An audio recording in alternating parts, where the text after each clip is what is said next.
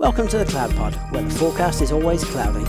We talk weekly about all things AWS, GCP, and Azure. We are your hosts, Justin, Jonathan, Ryan, and Peter.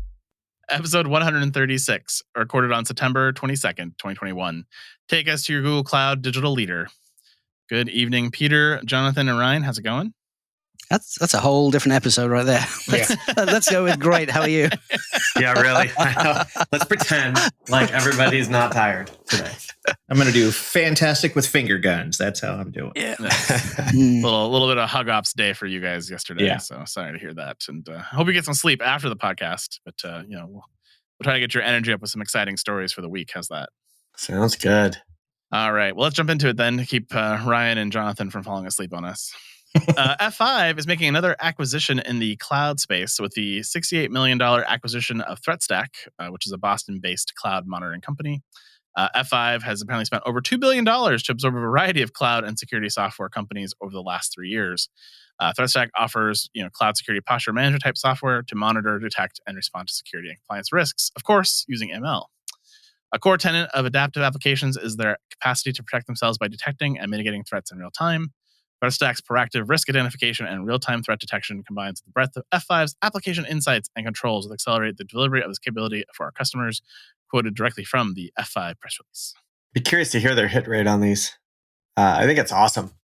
Buying small companies with great ideas, which end up just being features in industry standard products. But you always wonder, what's the hit rate of getting once and successfully integrating them and adding value to your That's really goal. the key to any acquisition. It's that integration story. Because if you screw that up, everything else doesn't matter. Whatever the deal benefits are, if you can't integrate into your product properly, you can't come up with a strategy of how to sell it to your existing customer base. It's just doomed from the start. Yeah. I mean, it makes me, I hope that, they gains insight the other way around too, where Threatstack gets, more data to train the machine learning by broadening their expanse and broadening, their user base. I'm not sure. All right, let's move on to AWS stories. Jonathan's just deer in the headlights. Deer in the headlights. Wake up, Jonathan. It's okay. Yeah. It's all right. We're here. It's over now. It's going to be all right. Take a sip of that Red Bull. It's all good. All good. All right. Amazon has introduced some new capabilities to MSK. MSK, of course, is the managed Kafka service, which is a well-known real-time streaming data pipeline, which Amazon announced as a managed service at reInvent 2018. Capturing data from devices, change events, website clickstreams are all common use cases, and so Kafka has an open source component called Kafka Connect, which provides a framework for connecting with external systems such as databases, key value stores, search indexes, and file systems. However, setting up Kafka Connect clusters requires a lot of planning and provisioning of required infrastructure to deal with operating the cluster and scaling it to changing your load. And so now AWS is giving the ability to now have a managed MSK Connect cluster. Which basically is them just eliminating the undifferentiated heavy lifting for you, which allows you to configure and deploy a connector using Kafka Connect with a few clicks. MSK Connect provisions the required resources and sets up the cluster, and it continuously monitors the health and delivery state of connectors, patches, and manages the hardware and autoscales connectors to respond to your changing load. MSK Connect is fully compatible, meaning you can migrate your existing connectors without code changes, and you also don't need an MSK cluster. If you don't want an MSK cluster, you can also connect to just normal Kafka or any Kafka-compatible cluster, such for sources and syncs. Pricing is based on MSK Connect units, which each MCU are providing 1 vCPU and 4 gigs of memory, and costing you about 11 cents per hour. So it's from undifferentiated heavy lifting to undifferentiated heavy spending. Indeed. Hey, time is money. I'm just warming up for the lightning round here. Yeah, Yeah, really. Those compute units quickly add up when you've got millions of events in a Kafka topic. Mm-hmm. Yeah, and just a constant feed, right? It's yeah. I mean, being charged at the hour level versus at the transaction level, though, may be okay. It's better than per transaction at pennies per tenths of pennies, which is even harder to calculate. I do like that they're spinning up this as you don't even have to have MSK. It's a fully managed Connect service on top of this. That if you just didn't want to do this and you had a big beefy Kafka cluster that you wanted to connect to, say a database or some other sort of producer, it's kind of a neat idea. I like that. I'm just basically lazy and looking for any way that Amazon can do things that I usually have to do for me. Yeah. I mean, it just makes me want to play with Kafka more and more. That's all I know. The idea of connecting it to a SQL database and then using that for, using Kafka as your middle layer for replication versus using a native SQL technology is kind of intriguing to me. This being able to collect data from IoT devices sounds really cool, and being able to queue it at large scale. I mean, I know there's other things you can do with Kinesis, but it's harder, it feels like. Yeah, that's what I'm curious about is the Kinesis versus MSK, if that's even a thing. Well, they have similar origin stories, actually. If you talk to the Kafka team or you talk to the Kinesis team, they all talk about, there was 4 guys at LinkedIn who kind of came up with the idea and the white paper, and then 2 of them went to Amazon and 2 of them kind of went off on their own and built Kafka. And so they have the same basic tenets under the hood, but they're just different implementations of the idea. Aha. Yeah, I remember when Kinesis came out and I was bugging the essays at AWS. Is it Kafka under the hood? And they're like, no. I mean, when it first came out, Kafka was still early days too. It was very rough around the edges. Yeah. Mm-hmm. Speaking of rough around the edges, let's talk about Redshift. Nice. Amazon is announcing a new command line client for interacting with your Amazon Redshift clusters and databases. Of course, Redshift is a fully managed cloud data warehouse and is now offering you the fully featured command line for all your command line needs. It's called RSQL, and it's apparently based on pSQL. So if you know Postgres pSQL, you can use similar commands that you would do in pSQL, with several Redshift-specific capabilities that have been added for things like describing the database, understanding the Redshift idiosyncrasies, etc. And this tool is now available for you for Linux, Windows, and Mac OS X. So does it also do select star from table? Because that's really all I need. Yes, it does. Yes. Really? we can do that for you. Not just drop table. Can you do some intelligent pruning for me? Sure. Yeah. Drop table. Did anyone scream? No. Then I intelligently pruned it. Yeah, That's fine. Yeah. It's weird to me how many tools now are coming out with dedicated command line tools. It's just weird. Is there a desperate need for all these kind of utilities out in the market that people just don't want to use the AWS command line tools for their own thing, or they don't want to call the APIs natively? They just want a command line tool. It's a little weird to me. Do you think that maybe they're gonna Amazon in general is gonna try to move away from a single command line tool for all products and enable those teams to all just sort of do their own thing? Maybe. I mean, I guess from a least privilege perspective, it'd be better to have a purpose-built tool that does one thing really well, what you need it to do, versus building out this huge AWS CLI you have to install on every server, which is a huge vulnerability if it has the wrong permissions. I guess that's one avenue, I suppose. Yeah, just also thinking that they could push, each product group can push changes more quickly, et cetera. Yeah, decentralizes it, right? So because Yeah. in order to do that many tools that Amazon has and have it run through a single utility is probably pretty impressive that they've done as well as they have. But I bet you it causes friction internally. Makes sense.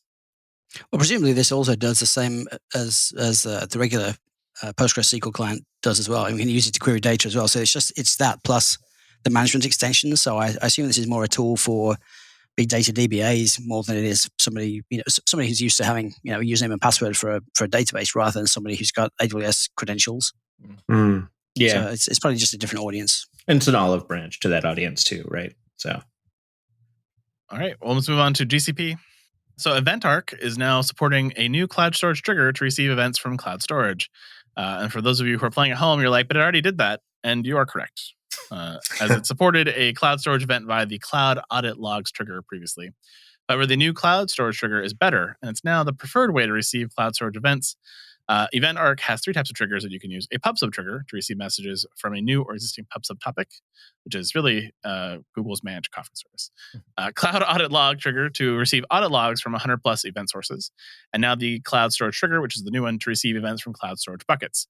Using the old method works fine, but had some issues, including requiring you to enable audit logs to be enabled to work. So that, apparently people forget that all the time. Latency, as there's a delay between when you save the file and when the audit log will actually get that operation, because typically, CloudTrail and other solutions like that are not real time. There's no ability to filter by bucket in the audit log. So you got all the buckets, which now required you to basically filter that out in your application. And there was no dual region or multi-region support. So the new method, of course, they fixed all those problems. So no audit logs required to wait for, so no latency. You can filter by bucket, so you can enable it for just a bucket you need it for. And so now you don't need to code this yourself. And it, of course, supports dual region and multi-region capabilities, which is pretty great. Yeah, it's kind of funny because hindsight's 2020, and you read through that and you're like, wow, you had to enable everything and you had to parse everything, and you can hear the customer pain points in it. I mean, it's sort of the way that S3 did it the first time too, right? Like you wanted to know when an object got written or updated, you had to go to the CloudTrail log. Right. Yeah, it's like it's transitioned from this being a feature enabled by hackery of existing data points to sort of a first class feature of the product anymore. Yeah. Well, it's sort of like, do you want to get your billing data from a log, or do you want to get a billing data from a system that purposely listens for the billing event? And I think the answer is you want the one that purposely listens for the billing event versus having to parse thousands and thousands or millions of logs to determine billing objects. So it's a very common pattern where we see this, where the way you used to do it doesn't work when you want to scale to hundreds of millions of events, and you now have to be more purpose built. Can I get like a 100,000 line CSV that's ever changing? Because that's really my preferred method of ingesting my billing data. Yeah, 2 million. I can get that. I definitely get that for you. Millions of lines, not hundreds of thousands. We wish it was hundreds of thousands. Exactly. Much, much worse than that. Yeah. Hey everyone, Jonathan here. I just wanted to take a minute to thank the cloud consulting gurus at Foghorn for helping make the Cloud Pod possible. These folks truly get it. Cloud consulting experts since 2008, they are premier tier partners with AWS, Google Cloud Platform Silver, and Microsoft Azure partners. From multi-cloud to containers to moving full production workloads to the cloud under the tightest compliance, Foghorn's team of full-stack cloud engineers have been there, done that, gotten the t-shirt, and are ready to share their experience with you. If you're in the market for some talent to supplement your team, visit www.fogops.io/thecloudpod. www.fogops.io/thecloudpod. Foghorn, the promise of cloud delivered. Well, Google Cloud has a new digital training and certification path for, wait for it guys, the Cloud Digital Leader. Google customers apparently asked for it, and Google has delivered per this press release, announcing the new Cloud Digital Leader Learning Pathway, their first offering for business professionals, including both training and certification. The Cloud Digital Leader Learning Pathway is designed to skill up individuals and teams that work with technical Google Cloud practitioners so they can contribute to strategic cloud-related business decisions. A Cloud Digital Leader understands and can distinguish not only the various capabilities of the Google Cloud core products and services, but also how they can be used to achieve desired business goals. If you want to do this pathway, you're going to take some exciting classes like Introduction to Digital Transformation with Google Cloud, Innovating with Data and the Google Cloud, Infrastructure and Application Modernization with Google Cloud, and Understanding Google Cloud Security and Operations. After you go through those 4 classes, you can get certified on all things Google Cloud Practitioner. So there you go. With Google, SaaS is no longer software as a service, it's Shield as a service.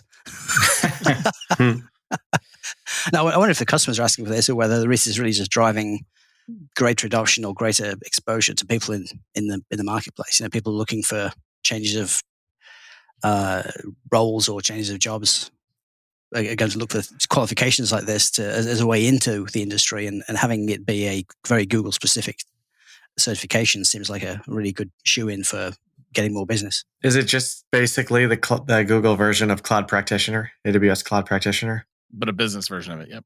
Yeah. That's what I mean, I do know that customers are asking for this, right? Because it's you have one cloud part of your business that's excited about it and has to convince the rest, right? And the first question is like, well, how do we learn it? How do we do these things? And so offering this level of training that's not technical based necessarily is a good thing, and it's the only way that you're going to convince some people that it's a good idea. Well, I think the digital transformation is such a broad thing for so many industries too, right? And like, where is the digital transformation happening? And giving them this cloud knowledge helps them, drive those outcomes from a technical perspective and map the business need to the technical need, which a lot of times as technical people get super excited about the technical needs, but can't correlate it back to the business need. And so, it's helpful for them to get a little bit of language, but as well for you as a technical person to actually learn a little bit about the business and how to translate your technical ideas into business ideas that have value. Yeah, I remember, it doesn't, I thought I developed a super shiny thing that did all the cool things and did it in minutes. And I did it with a single command line. And, then, in the demo, people are just looking at me like, and like, oh, so yeah, you do have to translate to the business because the business is what's paying for all this. So it does make sense. I like this because like the first thing I thought of immediately was, digital leaders. I got a band leader with like a baton in my head with a big drum behind him. Like, might be the lack of sleep talking, but I guess the irony is though that you presumably will want your company to pay for you to go and have this certification or training to begin with. So that somebody must already have made the decision that GCP is the right play before they send you to go and be trained this way. So I mean, maybe it's more about sort of training your army of people to go out and spread the good word kind of thing. Yeah, could be. I think anything you can do to help, business leaders get more technical knowledge is helpful. Just like, getting that business knowledge, like I said earlier. I think there's also we see it like Amazon training compliance people and how to properly compliance audit cloud. I think that's a big deal. So, again, that's not something you're going to do if you're on Google. You're not going to give them the AWS training for your compliance people, but you need to have this capability because everyone needs to grow and transition to the cloud native world that we're trying to build and optimize for. All right. Well, my favorite time of the year is the DORA report has been published from Google. I have not had a chance to read through the full report. I have only been able to skim through the highlights in the press release, but I will be reading it on my upcoming vacation because it's good airplane fodder. The DORA report, of course, leverages 4 metrics to classify teams as elite, high, medium, or low performers based on their software delivery.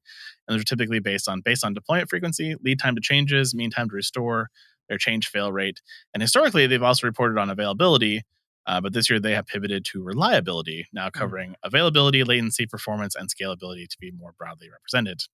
Some of the key 2021 insights.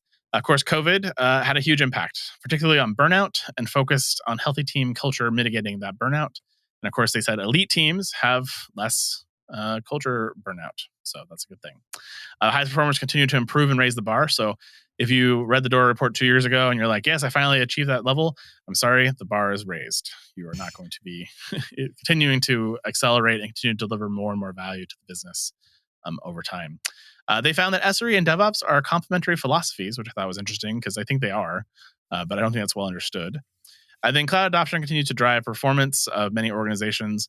And then they also found that a secure software supply chain is both essential and drives performance of elite companies. And good documentation is foundational for successfully implementing DevOps capabilities. Jonathan, documentation is central.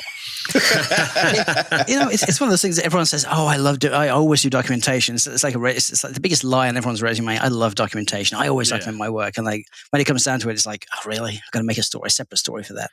Yeah. I've never once heard anyone say I love documentation. And if they did, it's because they weren't very good coders. Yeah. Yeah. All I hear is the code documents itself. You can just read through the code. I hear that. Exactly. All the time. That's it. Yeah. That's it. What do you mean? My code is documented. Just read it. Read the code. Well, they've announced a new, and this is where the Google side of DORA kind of annoys me a little bit. They're apparently announcing a new DevOps award, which will recognize Google Cloud customers that have improved their deployment frequency, successfully shifted left on security, or improved their change failure rate. And you can enter your submissions now. It sounds like it sounds like good award show fodder for potentially Google Cloud Next, but don't money down the DORA report with that. Keep that out of the DORA report has a ton of value outside of Google Cloud. Don't make it this weird elitist sort of like special thing. Yeah. So hopefully that isn't a trend of a sign of trends to come. But if it's just something kind of adjacent to it, I'm okay. But again, keep it away from my DORA report, please. Well, guys, I have Azure stories. Really? That aren't security related. Excellent.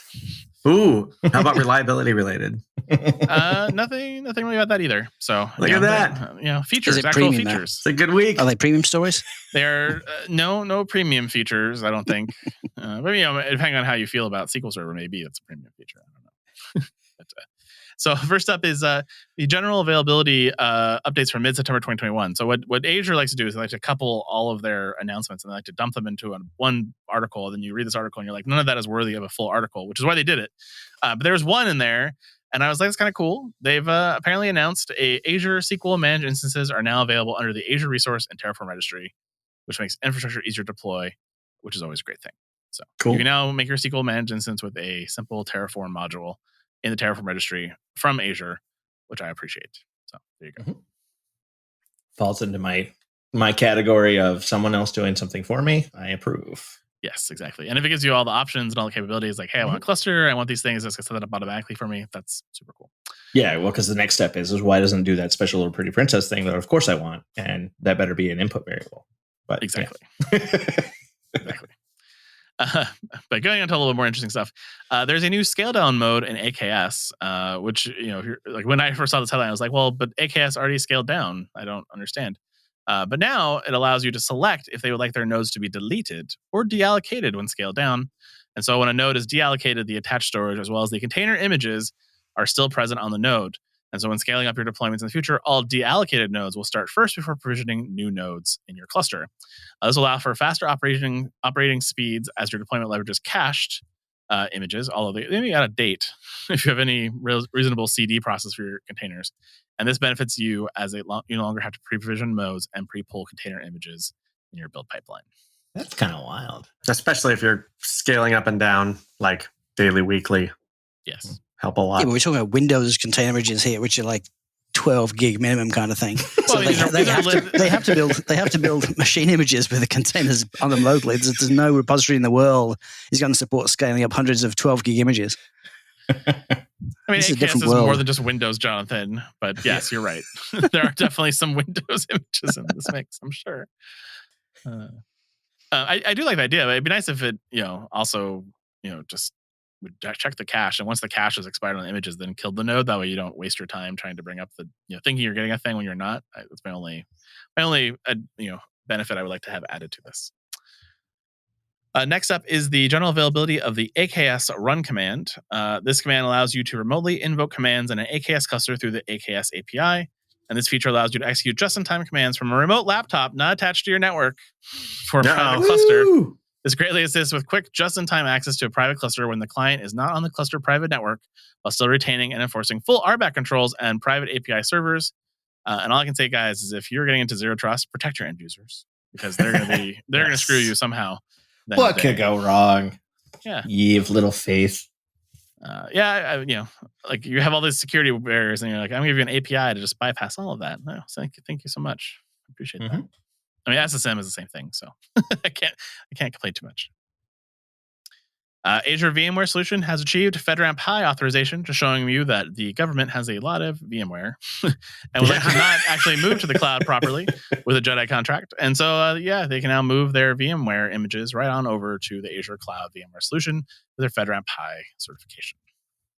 Wait, that last story, was that seriously a news release for API management of a service, a cloud-based service? It's a CLI tool called AKS Run that you can run on your laptop to violate, that calls the API to do a thing. Yeah, it was. I told you I was scraping the bottom of the barrel. Okay, I'm sorry. I thought I was like, did I miss something? I was deep in thought for a second. They're like, no, it really is just an API to manage their service. I'm like, for God's sake.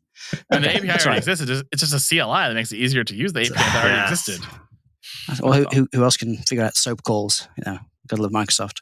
Oh, SOAP calls, Jesus. It was the future back in 2000.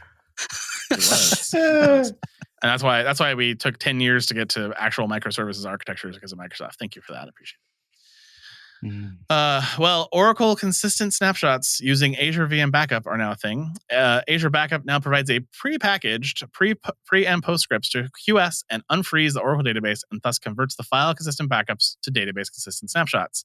These pre and post scripts are now generally available and completely owned and maintained by Azure Backup. The database consistent snapshots are instantly recoverable by Oracle and verifiable via RMAN, which, man, could you imagine this feature under the Ballmer era? This would never have happened. There's a ton of potential savings here, especially if you're using things like DataGuard for this purpose, which will, it's a big license cost on top of your Oracle database. And you also potentially won't have to use that IO expensive things like data pumps or maybe even ultra premium storage with this feature. So those all may be good benefits to you, and definitely something to check out if you're running Oracle on Azure. Unfortunately for you, sorry, I apologize for your losses. I was going to say, my favorite thing about this story is I don't actually understand half of what you just said, because I've never had this use case. I will never have this use case. It's fantastic. Yeah. I mean, SQL Server has this use case, and MySQL does too. I mean, most databases have a need to QS the data that's in memory to disk, so you can actually take a snapshot that's recoverable and ACID compliant. And this is basically, these are ACID compliant snapshots of Oracle databases. Yeah. No, I mean, I get it. But then there's a lot of other stuff that Oh yeah, well, DataGuard, Yeah. and RMAN. That's true. If you haven't done Oracle ever, you don't know what either of those are. But DataGuard is actually one of those.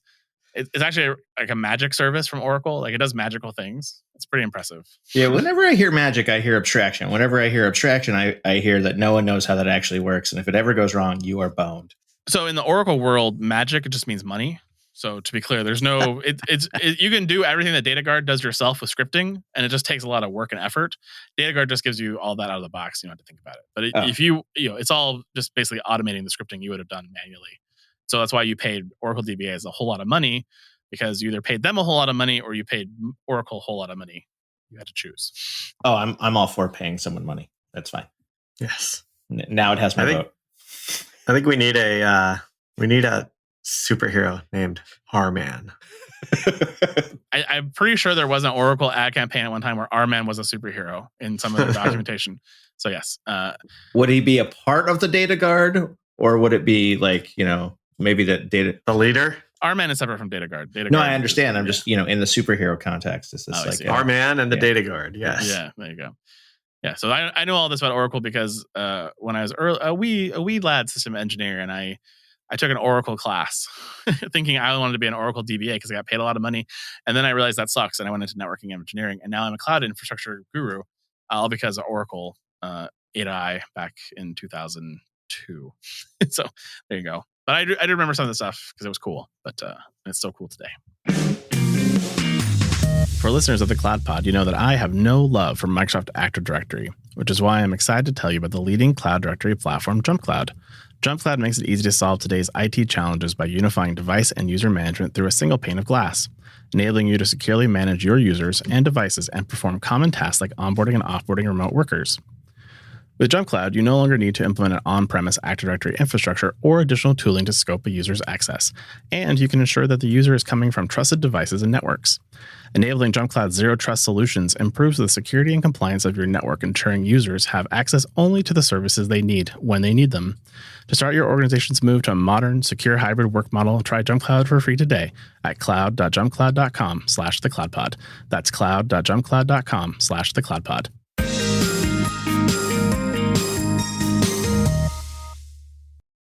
Well, that is it for the new news. Peter, will you take us to the lightning round? I would love to. If you have an itch to do so, you can now extract custom entities from documents in their native format with Amazon Comprehend. I still won't comprehend any of it, but I'll take it. Yay. The last time I extracted custom entities, I did end up with an itch. So, okay. Winner. Should we just quit? Should we just stop? The Amazon CloudWatch application Insights adds account application, auto discovery, and new health dashboard. How do they auto discover anything? Like I don't. It's an API outside of all of my applications. It makes no sense. It's automatically discovering insights into my application, so I could go. That it knows nothing about. Yeah, that knows nothing. Yeah, it'd be fine. It's all good. Yeah, trust the data. Trust it. It's fine. Amazon RDS now supports both X2G and T4G instances for MySQL, MariaDB, and Postgres. I mean, it's so rare to have an announcement that crosses two extremes of the computing world. The companies that like to burn money and the companies who are cheap as hell who don't want to spend any money. And it crosses both needs. It's a great announcement right there. The two edges. I like it. Expanding on both ends. Well, AWS Service Management Connector for ServiceNow supports AWS Service Catalog App Registry. What do you think about that? Everything about this I hate. I hate everything. I hate ServiceNow. I hate Service Catalog. I hate App Registry. I hope to never use this service. Yeah. Thank you. I'm just going to fire off ServiceNow tickets to just generate a whole bunch of infrastructure that I never use. Yep. Thanks. Love to see you try and turn it off, too. Yeah, good luck with that. Yeah. There's a separate ticket for that. Yeah. Yeah, exactly. And you'll never find the right queue. Never. AWS RoboMaker now supports container images in simulation. I mean, aren't we already in simulation? Like, it's all simulation everywhere. Green pill, red pill, blue pill. Matrix 4. You see the trailer? It's coming. Oh, I can't wait. I know. So I'm good. excited. You said red pill, blue pill. I'm in. Mm-hmm. Yeah, they filmed here in San Francisco, I think. They did. They did. Yeah. Yeah. Moving on, AWS announces general availability of the Amazon Game Lift plugin and AWS CloudFormation templates for Unity. 4 years in, still don't know what Game Lift is. Don't know. Haven't cared. Have no idea what this is, but someone must care. I think if you make video games, this is very cool. But if you don't make video games, I mean, find me the company that has used Amazon Game Lift for their their launch, and I would love to talk to them on the TCP talks. Yeah, there you go. Actually, I take it all back. If you make video games, you don't care about any of this. If you have to support the guy who makes video games or girl, then maybe you care about this. Yeah. I mean, when it first came out, I remember there's a lot of flack about Game Lift and a bunch of Amazon's gaming stuff that they were unimpressed with. So hopefully they fixed it. I just don't know. It's not my space. I'm kind of assuming that Amazon were planning on working on streaming game services and things, which maybe didn't take off. And so, I mean, it's been such a great effective thing for Google Stadia. Yeah. Why would you not continue down that path? Didn't they announce like a whole virtual video game and world and MMO? Yeah, they have an MMO coming out soon. Yeah. New World, I think, is what it's called. But that's an actual video game that does. I'm sure it does use Game Lift technology, but I don't know anything about it other than that. Speaking of lightning round, Amazon Connect Chat now supports passing a customer display name and contact attributes through the chat user interface. Which makes me wonder, were the agents just chatting with blobs? They didn't know who they were. It's chat user 1, chat user 2. And they're like, I really wish I knew this was Jonathan chatting with me because the agents all think that we're called Steve too. Steve, yes. Yeah. all of the chats are with Jeff Bezos. Yeah. So to drive productivity, like Jeff's texting me, Jeff's messaging me. Amazon Detect supports S3 and DNS finding types, adds finding details. So DNS is covered. It just needs to add, the network, and then we now know where all the outages came from. Yes. I do like that there's an announcement for the detective tool for forensic investigation that it adds details. Thanks, Amazon. Yeah, it's not nice. It would be important to have. Yeah. Da-dun, da-dun, da-dun, da-dun, da-dun, da-dun, da-dun. Did I just totally screw that up? You said detect instead of detective, but I think we'll be okay. Okay. Wow. Okay. So moving on. Speaking of lightning round, guess you can now optimize Waze ad delivery using TensorFlow over Google Vertex AI. Yeah. So, I really wanted good use cases for how to use Vertex AI and really cool solutions. And so Google gave me this case study of how to make ad delivery better. Thanks. That's not what I wanted. Yeah. And how many more ads for Burger King can they pop up on my map? And I'm using Waze though. That's the question. No. It's funny. They always ask. They post up a little survey like, "Did you see an ad for this like 3 days ago?" And I'm like, "Nope, never saw that ad." So I just keep telling them no, even if I've seen the ad now, just because I think it's funny. So now I'm just messing up Vertex AI all the way down.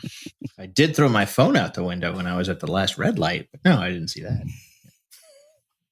Azure Monitor Agent and data collection rules now support Windows Server 2022. An announcement from the future. So the future. Please don't be using Windows Server 22 in production right now that you actually care about this announcement, but which is my only tip. It's already got a ton of vulnerabilities, it does. Yeah, of course it does. And it probably is using that OMI garbage too. So, oh my God, patch that too. And that's it. Winner, Ryan. Yes. Nice. Even half exhausted, he pulled. I know. I think I do better when I'm only half here somehow. Which is not a good thing. I mean, explains the heavy drug usage and things. No, it does. It does. All right. Well, things are coming up quickly here.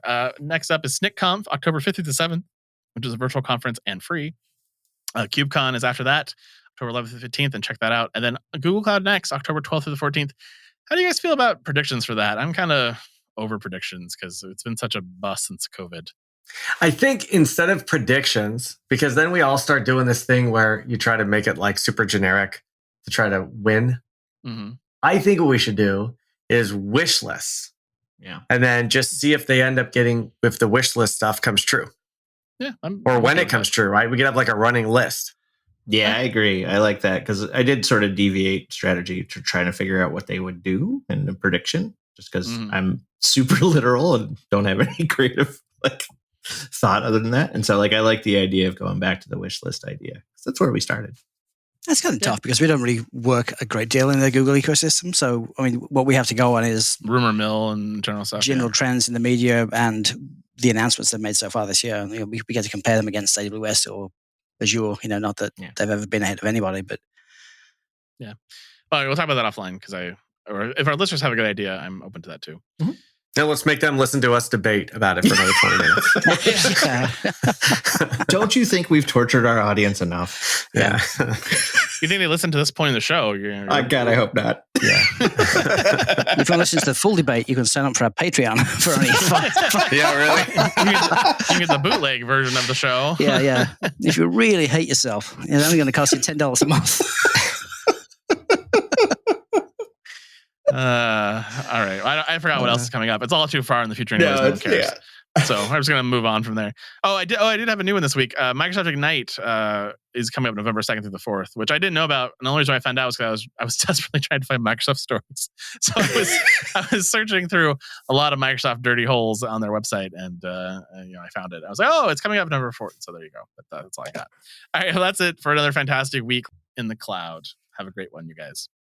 Get some sleep. Yeah. See you later. Good night. Bye, everybody. And that is the week in the cloud. We'd like to thank our sponsors, Foghorn Consulting and JumpCloud.